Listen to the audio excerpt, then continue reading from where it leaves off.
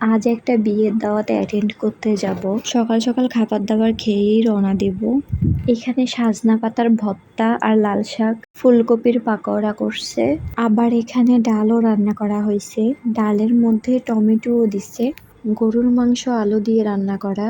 বাসা থেকে মোটামুটি খাবার দাবার খেয়ে তারপরে আমরা রওনা দিব। আমরা আজ যাব ফানটাউনের কমিউনিটি সেন্টারে বিয়ের দাওয়াত। এই পার্কে আমার আরো 3 থেকে 4 বছর আগে একবার যাওয়া হয়েছিল। পার্কের মধ্যে জায়গাটা কিন্তু অনেক বড়। আজই এখানে হইতেছিল 3টা বিয়ে। এত সুন্দর করে সবকিছু সাজাইছে, আমাদের তো খুবই ভাল লাগছে গিয়ে। ছবি তোলার জন্য অনেক সুন্দর জায়গা রাখছে। আমরা এখানে অনেকগুলো ছবি তুলছিলাম। এই পার্কে ঘোরাঘুরি করার মতো অনেক জায়গা আছে। আমরা বাহিরের দিকেও অনেকক্ষণ সময় কাটাইছিলাম। পার্কেরও অনেক জায়গা ঘুরছি।